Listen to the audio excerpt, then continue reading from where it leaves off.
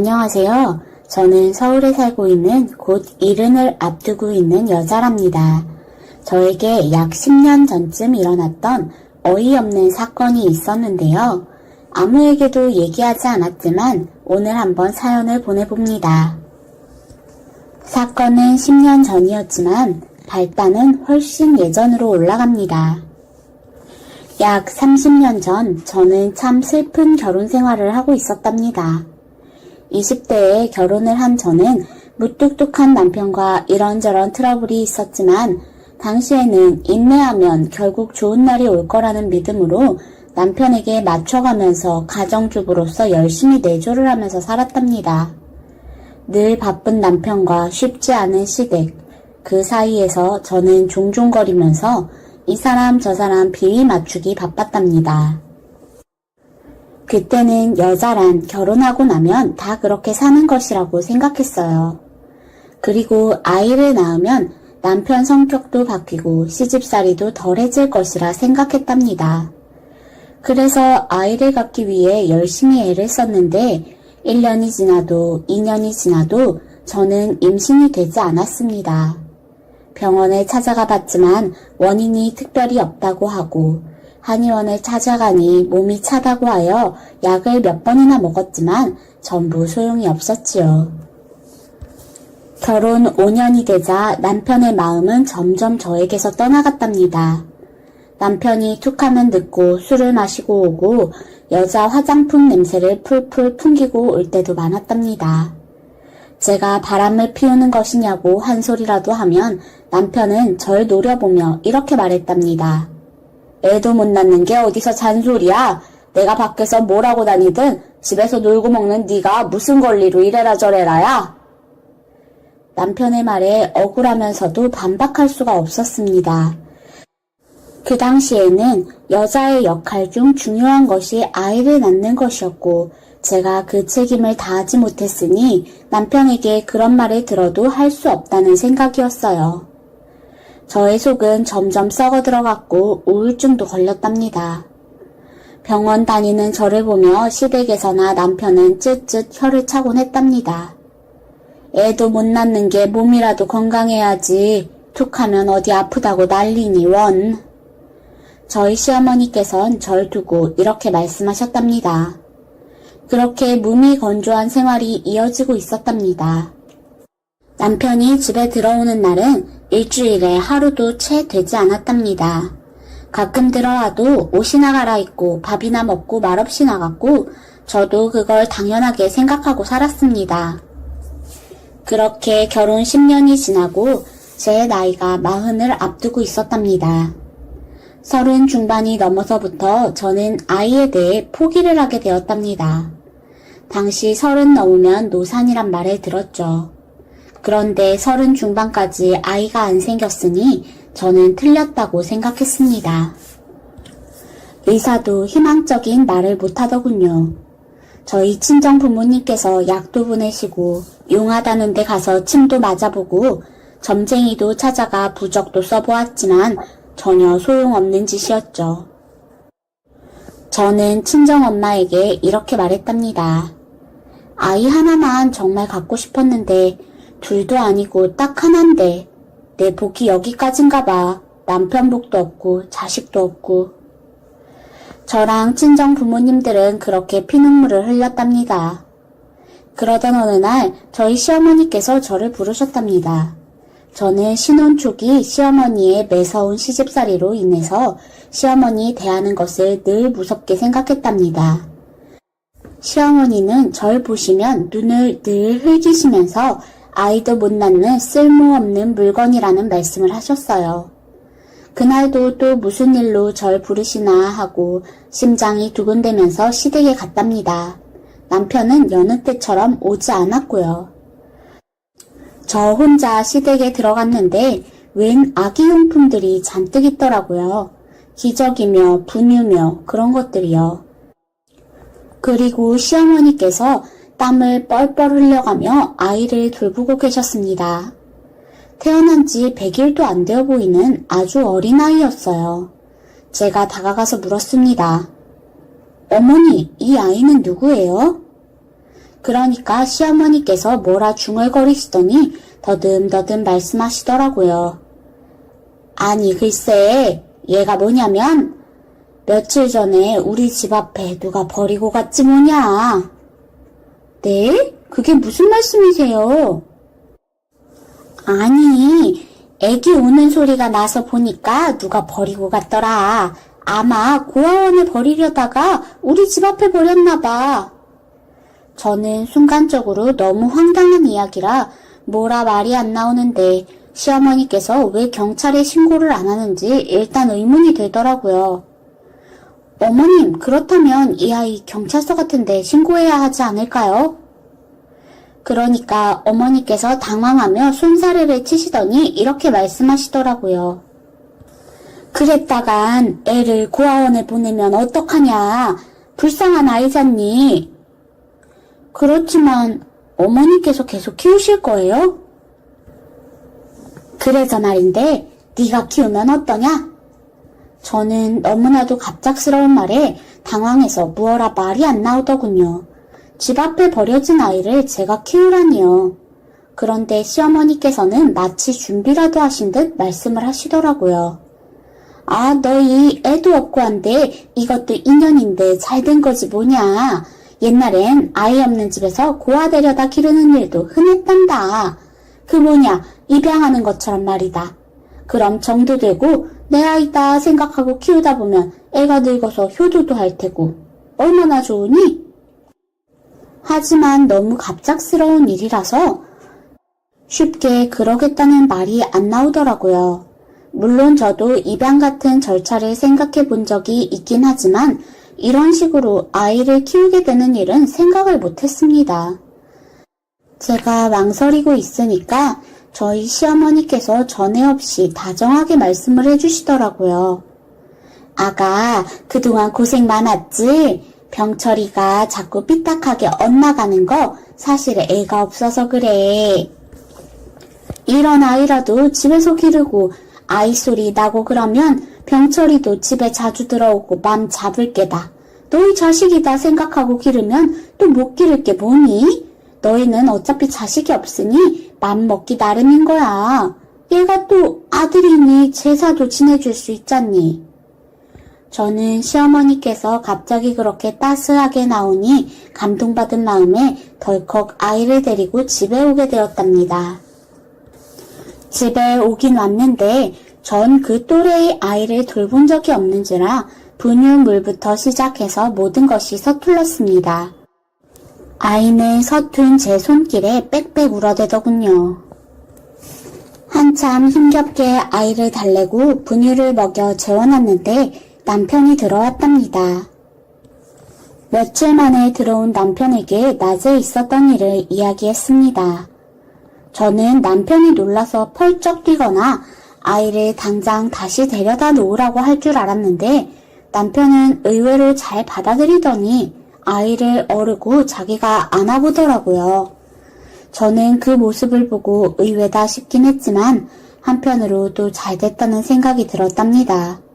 남편도 아이를 바라고 있긴 했구나 그런 생각이 들면서요. 그렇게 며칠을 보내면서 저희 친정에도 아이를 키우게 됐다고 알리게 되었답니다. 친정엄마가 놀래서 저희 집에 허겁지겁 오셨어요. 저는 그 사이 아이하고 정이 들어서 매일 아이를 안고 지냈답니다. 아이가 주는 힘이란 참 신묘하더라고요.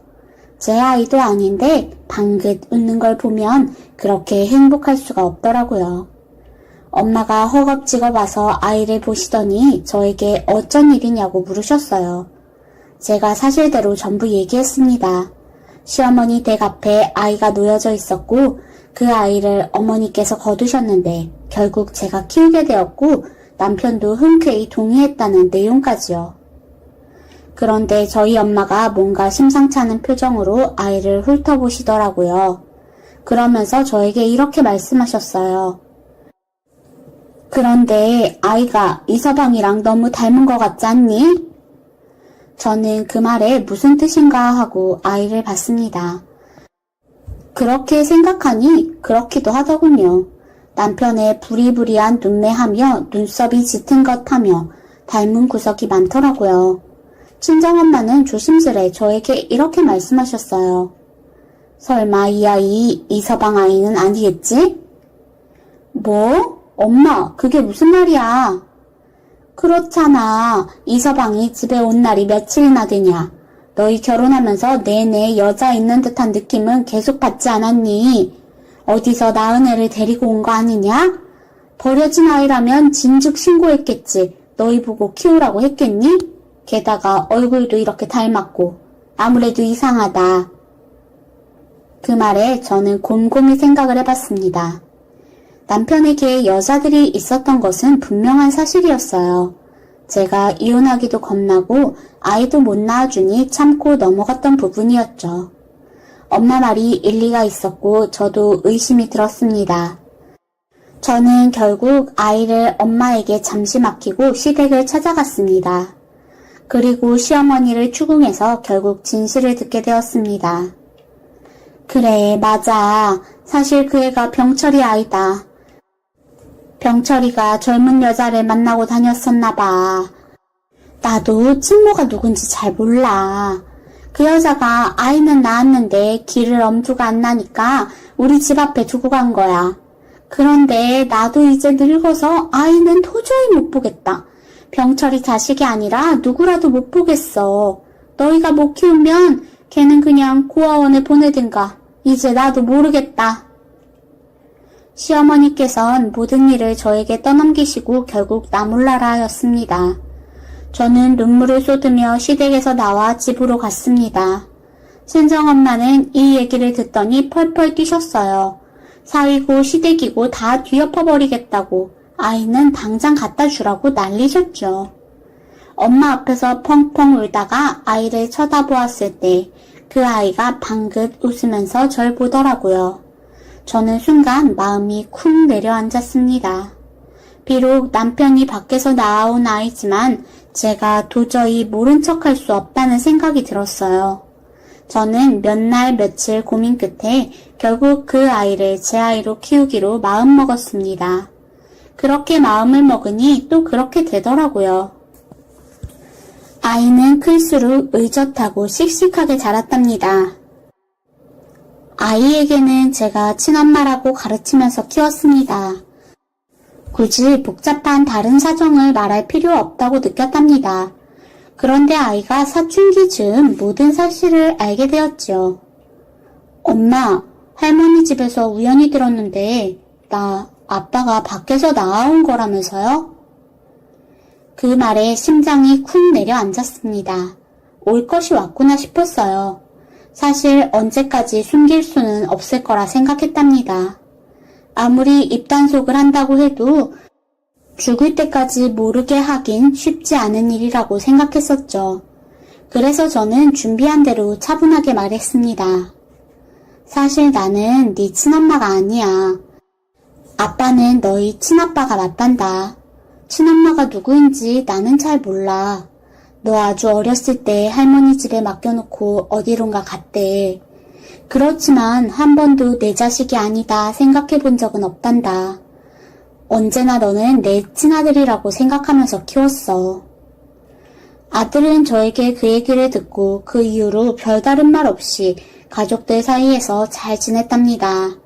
저는 아들이 굉장히 방황할 줄 알고 걱정했는데 아들도 나름대로 짐작한 부분이 있었는지 놀라지도 않고 받아들이더라고요. 저는 그런 의젓한 아들에게 참 고마웠답니다. 아들에게 언젠가 그런 말을 한 적도 있었답니다. 친엄마를 찾고 싶으면 언제든 찾아도 돼. 그러니까 아들이 고개를 저으면서 말하더군요. 별로 찾고 싶지 않아요. 나한테 엄마는 엄마뿐인데 뭐. 그렇게 아들은 씩씩하고 멋지게 자라주었습니다.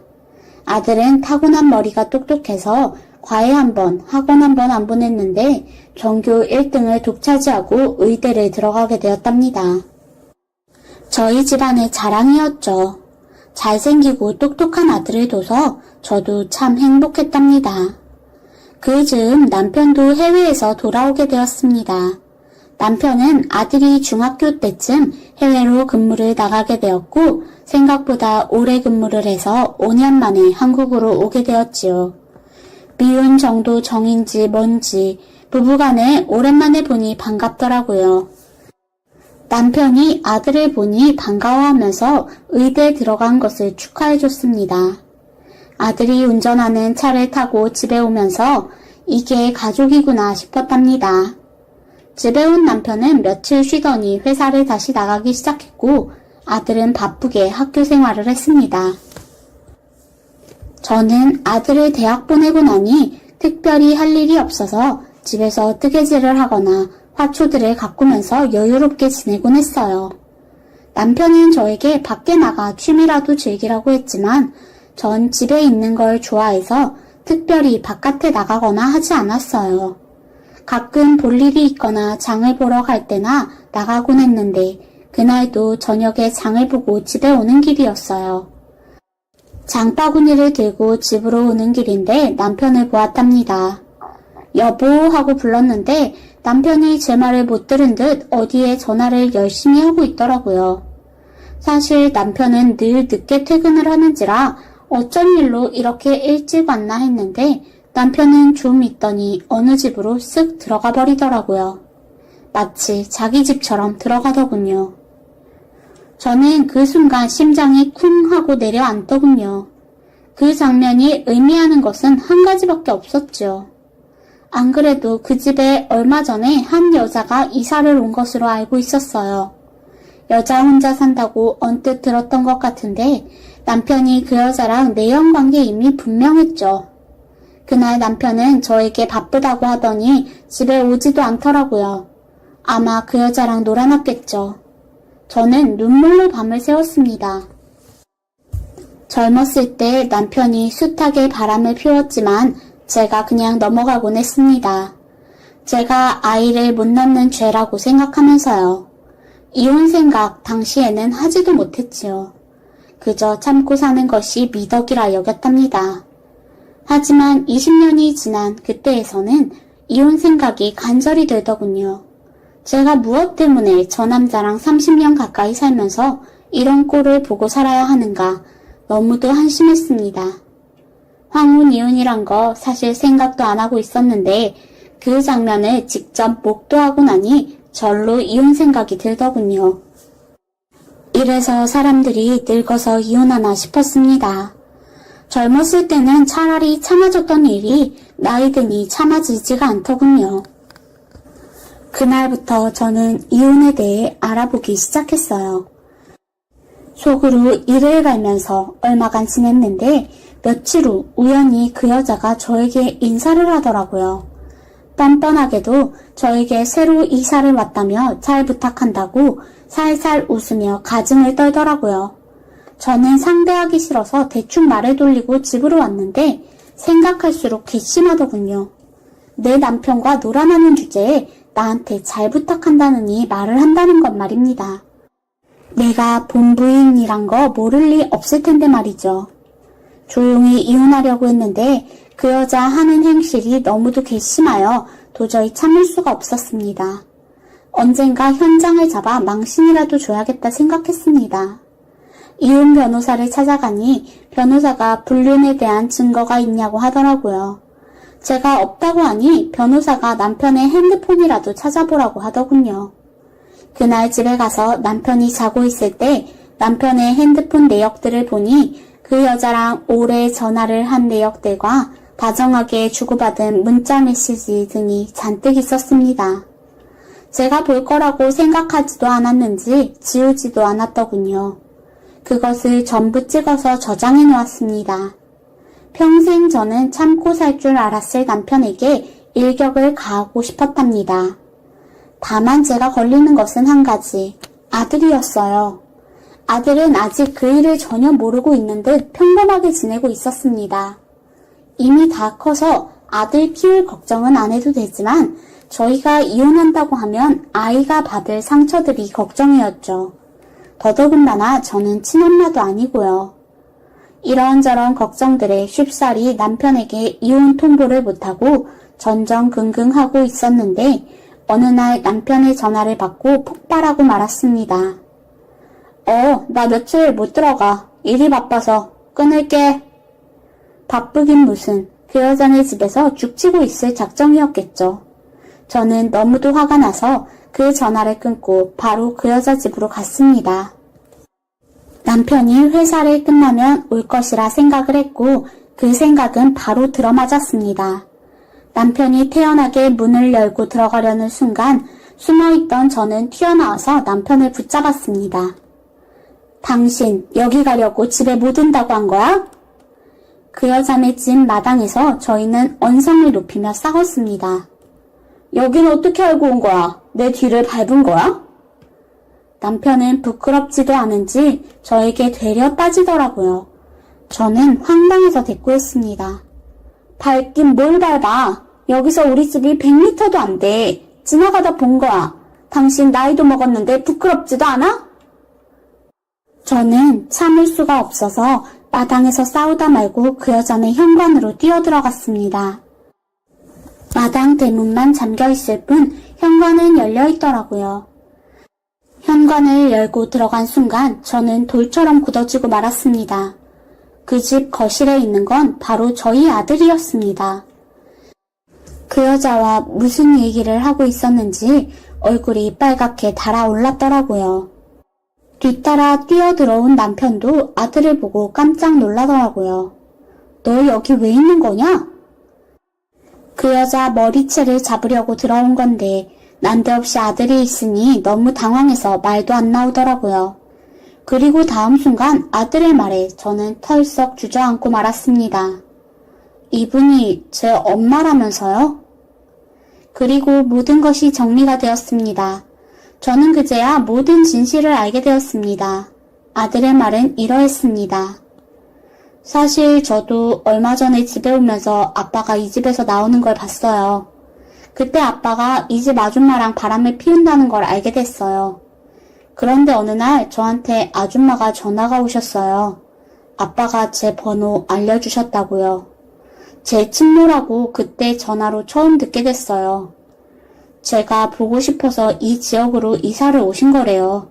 그리고 아빠랑도 다시 잘해보고 싶으셨다고요. 그 여자는 울면서 아들을 붙잡더라고요. 난 하루도 널 잊어본 적이 없어. 비록 내가 그때 살기가 어려워서 할머니한테 널 맡겼지만 내 사정만 좋았으면 널 키우고 싶었단다. 그러면서 아들의 옷자락을 계속 잡는데 저는 기가 막혔습니다. 그런데 아들이 그 손길을 단호히 쳐냈습니다. 이제 와서 왜 이러세요? 전 싫어요. 저한테 엄마는 한 분뿐이에요. 아들의 그 말에 저는 깜짝 놀랐습니다. 그 여자도 충격을 받은 듯 아들을 보더라고요. 너 아무리 그래도 그렇지. 내가 널 낳아준 엄마야. 어떻게 엄마한테 이럴 수가 있니? 내가 없으면 네가 세상에 나올 수 있었을 것 같아? 그 여자의 뻔뻔한 말에 아들은 질린 듯 대답했습니다. 이제 연락하지 말라는 말 하려고 여기 온 거예요. 보고 싶어서 온 게 아니에요. 마음만 났으면 뭐예요? 할머니 집에 갖다 버린 거잖아요. 그리고 아들은 제 손을 잡고 이끌더군요. 엄마 가요. 저 사람이랑 더 이상 얘기하기 싫어요. 엄마도 이제 바보처럼 살지 말고 아빠랑 이혼해요. 그날 집에 와서 아들과 오랜 대화를 나눴습니다. 아들은 제가 이혼을 하더라도 저랑 함께 있고 싶다는 의사를 전했고 저는 망설임 없이 이혼 절차를 진행했답니다. 핸드폰 내역들로 불륜관계 이미 증명이 되었고 저는 남편에게 위자료와 재산 분할을 받을 수 있었지요. 10년 지난 지금 저는 아들과 둘이 살고 있답니다. 아들은 의사시험에 합격했고 지금 레지던트 과정을 밟고 있습니다. 남편이 몇 번 찾아왔는데 그때마다 아들이 나서서 내쫓곤 했습니다. 그 여자도 연락이 왔었는데 아들이 워낙 화를 내서 이제는 엄두를 못 내는 것 같더군요. 아들은 얼마 전 성을 바꾸고 싶다면서 제 성으로 바꾸겠다는 말을 하더군요. 아직 진행하지는 않았는데 아들이 원해서 하는 일이고 제가 다른 말을 보태진 않았습니다. 마음으로 키운 자식이 진정한 자식이라더니 정말 그런 것 같습니다.